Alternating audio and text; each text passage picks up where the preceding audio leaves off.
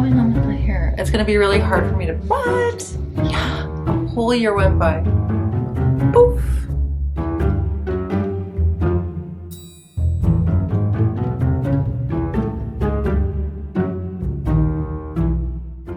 Hi everyone.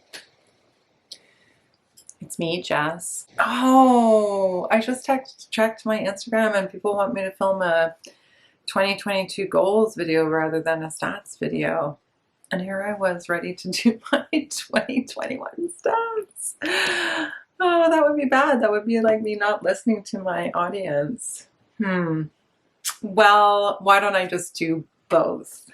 We'll see. We'll see. There's still time to go vote. I guess I'll end up posting both of these. This is sort of silly. Anyway, first video of 2022 should probably be a 2022 goals video. I don't know. Well, first let's take a look at my Goodreads and see how my year was. I had a really good reading year. I don't know what happened here. I just blew my goal out of the water. My goal for this, my 2021 goal, I had put a goal of reading 25 books. I'm only laughing because I read a lot more than that. And so I'm laughing out of pure glee. So just, I'm laughing out of pure glee because I had put such a smaller number than what I ended up reading. Now, I ended up reading 75 books. Let's go to my stats, get off this homepage and go to my own stats. Okay, so my 2021 year in books, wow, I'm ever proud of myself. I ended up reading 75 books. And that is a big deal because it is, when we look at my stats since I've been a member on Goodreads, that is the most books I've ever read in a year, I'm pretty sure. And it's all because of starting this YouTube channel and joining in on competitive readathons, which I did 2 this year. I did Tis the Damn Readathon, which I'm hoping they run again this year. And I did the Reindeer Readathon, which we just finished up, which was so much fun. I don't even know which team won. I just know that I completed all of my prompts for the Reindeer Readathon. That was a big deal because even when I did my TBR for the Reindeer Readathon, I thought I was only going to read 6 books and I ended up reading 9 books. So that is a big deal. Mind you, the only thing that I don't like about the challenges is that I don't like racing through books. And I did race through, I ended up kind of racing through the overstory a little bit near the end there, which I don't really like to do. And I am a slow reader, y'all. I am a slow reader. So I don't like that kind of pressure of it, but I'm so competitive. I love the push it gives me to choose to read over doing something else. So I'm all for the readathons. I think they're really fun. So my longest book that I read this year was A Little Life by Hanya Yanagihara. And the shortest book that I read was actually a collection of short stories that I read for the Reindeer Readathon, The Yellow Wallpaper, and other stories by Charlotte Perkins Gilman. The average book length in 2021 was 323 pages, which I realize is a little bit short. The most popular book on Goodreads that I read this year was The Handmaid's Tale by Margaret Atwood, which is no surprise. 3,141,000 other people shelved that book this year, which is pretty awesome.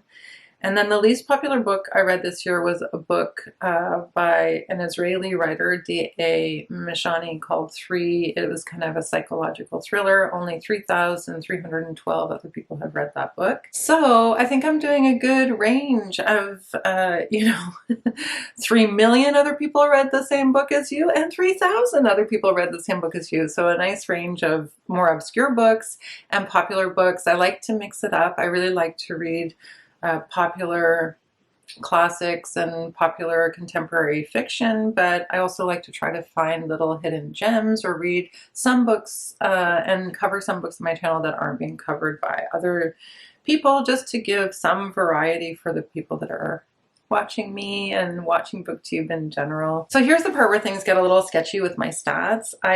My average rating for 2021 is 4.5. Now that's not because of the 75 books that I read this year. I gave really high ratings to all of them. It's because I really am not a fan. If you're new to my channel, I hope you don't leave because of this. And maybe this needs to be incorporated somehow in my goals for 2022. Oh my gosh, my books just fell on my bookshelf. Whoa. Oh my gosh, don't fall over. Oh no, no, no, no, no, don't fall over. Don't. Just a minor calamity. No big deal. Okay, so where was I? Oh yeah, so if you're new to my channel, I'm not thrilled about the stars rating system. I think it's useful on a site like Goodreads, and basically my approach is that if I really enjoyed a book, I'll give it a 4-star or a 5-star because I want to help that book get the ratings it needs to get the attention that it needs. And then occasionally, like if I really, really, really am offended by a book or I think a book is really, really terrible, I might put a really low rating, but it's very unusual. Like I'll show you when we get into my stats, it's very unusual for me to give a really, really low rating to a book. And I tend to stay away from the middle ratings. The 3s, the 4s, the 3.5s, the 3.75s. I mean, what is the difference at the end of the day? Like, I just find the rating system kind of, everyone has a different way of doing it. I don't know. And in general, I do try to read books that I think I'm going to like and stay away from books that I think probably aren't my taste. And maybe that has something to do with the notion that, I'm not a book reviewer. I don't get a ton of arcs. I'm reading for my own pleasure and I run the booktube channel for my own pleasure. Of course, that might change. I might start doing some reviews in the future, but for the moment, that's kind of my approach. So I don't mean to piss people off. As I wrote in my bio on this channel, I really want to have a conversation about books more than anything else. So the rating system really limits the conversation. I feel like it limits the conversation in a certain way, but it could also be that it's a starting point for a conversation. So I'm open to the idea of changing that. I just think that if a book ends up with a 3 or a 3.5, people just don't end up talking about it. And that bothers me. So that's my way of doing the star system. Welcome to Jess's world. World according to Jess. So the highest rated book on Goodreads is Kristin Hannah's The Nightingale with a 4.56 average. I don't know if that is so much merited. I think it's a very popular book and I really enjoyed it. I gave it a high rating. I gave it 5 stars, I think.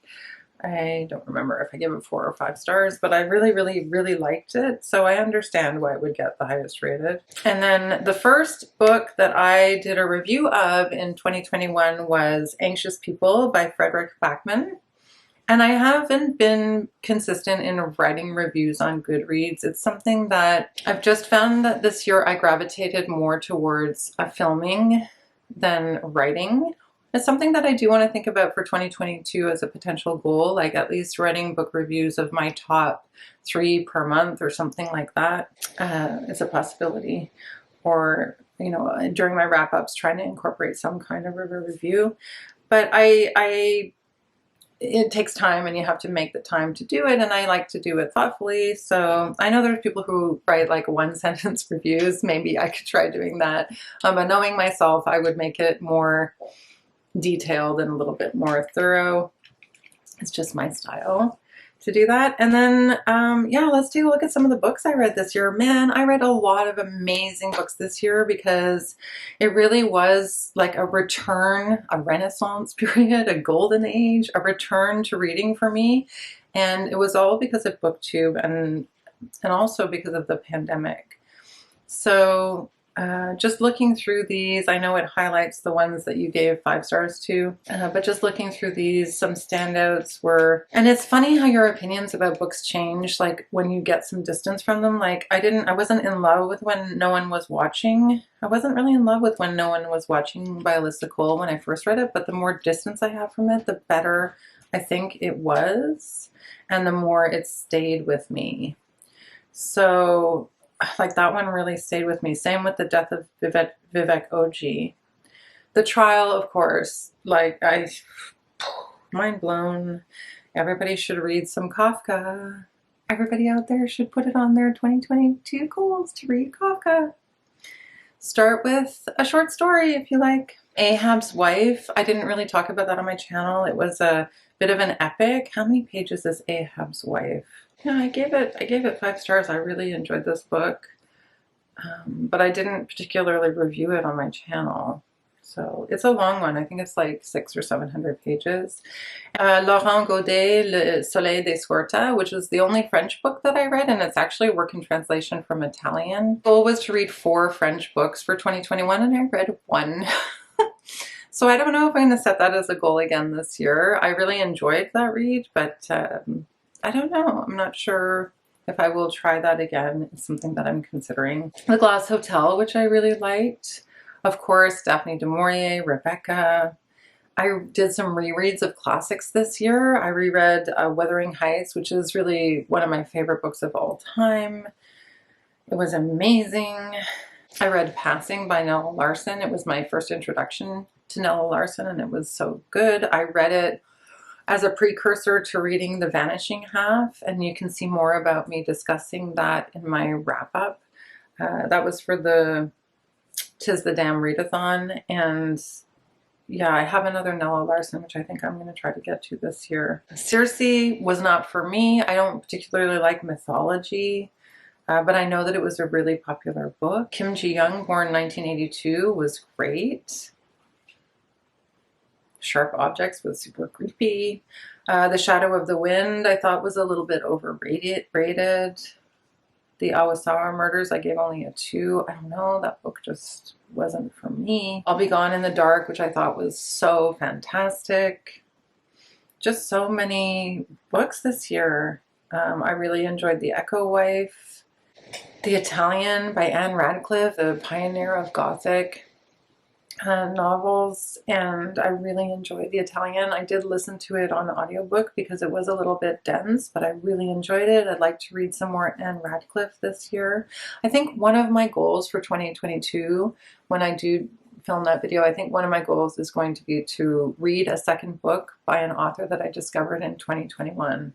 That I think for sure, because for example, Unsettled Ground by Claire Fuller, one of my best books of the year. Like, I haven't done a best of video yet, but it'll be in my top 10 for sure. I really, really thought it was just fantastic. I really enjoyed that. And it was like discovering her work for the first time. And I really want to read more of her work because she has several other novels available. I reread The Picture of Dorian Gray. How fantastic was that? And then I read Thérèse Raquin by Émile Zola, and that was a huge discovery for me. I love that book. Definitely going to be in my top 10. I'll film my top 10 video really soon. I'm going to try to film 3 videos this week. So the stats, the goals, and the best of. And then I have to do my TBR for January. It's just, I don't know. There's a lot of content possibilities at this time of the year. Some duds. Survive the Night. That was a dud. Bunny, amazing. I did a vlog about a reading vlog about it. Infinite Country I loved. Detransition Baby I loved. So many books that were just so great this year. I had such a fun year. So much fun. So let's go. You can go and look in Goodreads to some more detailed stats. So I'll just take a quick look into, I think this year also I'm going to create a reading tracker because there are some things that Goodreads doesn't track. I'm either going to create a reading tracker or switch over to Storygraph, or at least use both Goodreads and Storygraph, but I can't do all of it. Like, it's a lot. I think I'm going to do my own reading tracker because there are things that I really want to track. I mean, obviously I want to track the genre. I'd really like to track women authors. I think I read a ton of women authors. I'd really like to track how many translations I'm reading. I'd really like to track how many books by Indigenous writers I'm reading, how many books by people of color, how many LGBTQ books. You know, I really want to try to have a diverse list. And then I was also thinking about also tracking prize winners because another one of the goals I was considering doing was prize. Anyway, I'll get to that in my next video. So here you can see I've been on Goodreads since 2014 and I had a really good year in 2014. I read 45 books. That was my second best year, but that was 7 years ago. Last year I read 19 books. And this year I read 75 books. So I am patting myself on the back. Good job, girl. And then if we look at the details, you can see I sort of stopped giving stars around the Awasara murders unless it was something that I really loved. Like I just read The Overstory and I thought it was fantastic. I read How Beautiful We Were and I thought it was fantastic. So I gave those 2 5 stars. So like I said, I'm kind of rethinking. And then I also recently read The Seven Husbands of Evelyn Hugo, which I gave 4 stars to. So I have been giving stars. I really didn't like being in that 3-star. I don't like giving 3 stars. I don't know. But look at that. How cool is that? And I think you can do a little bit more of a deep dive. Like you can look at your publications by year. This is really cool because it's a scattergram of books by year. I did read a lot of like modern books, contemporary books, but I also read the Italian is really old. Sense and Sensibility, Scarlet Letter. Oh, I forgot I read The Scarlet Letter.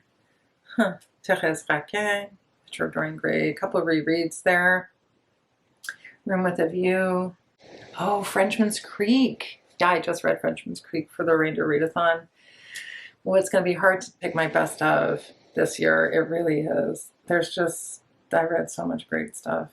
My big months were December because there was a readathon in December, and let me guess, March. So I read 9 books in March, 12 books in December, holy moly, and 10 books in July. So in the summertime as well. As a teacher, I tend to have time off in July, so it makes sense that those were the times where I read the most. Last January, I only read 3 books last January. I don't know, I was probably getting ready to go back to work. This year, I'm going to be off this semester, which is nice for me. I am off because I've got a couple people that are elderly that need care, so I'm going to be taking care of them, and I'll probably have a little bit of extra time to read and work on my channel and do more uploads and have more fun with my quote-unquote hobby, so that's nice. Yeah, so those are my stats. What else can we look at in stats? I'm just looking to see. Stats. So it's kind of limited in terms of the stats that you can look at on Goodreads. So I think I'm going to make my own tracker. Let me know in the comments below if you use your own tracker or if you use a book journal, like a reading journal. That's another thing I tried to start in 2021, but I just didn't have time to maintain.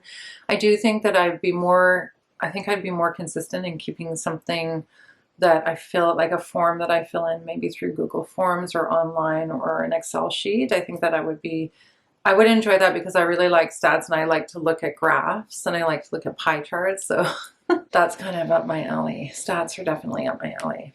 So anyway, I had a fantastic reading year and I'm really looking forward to another really fantastic reading year.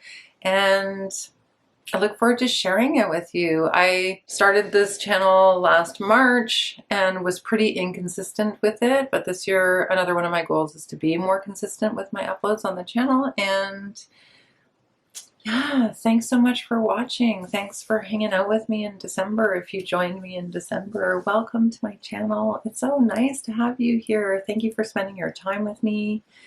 And I do hope that we all remember what is important to us in life and spend some time doing the things that we love and spending time on the things that are important to us. I know that that's what my focus is going to be for this year. And yeah, I look forward to sharing so much of it with you all on YouTube. I'll be back with my 2022 goals, probably be uploading that on Wednesday. And yeah, more to come. Stay with, subscribe, stay with. See you soon. Bye.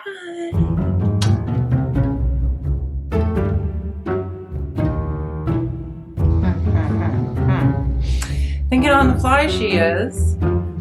Why does this always happen when I turn the camera on, people? Why? I turn the camera on, things stop working for me. I think it's because the camera wants to capture all my realness. The world according to Jess.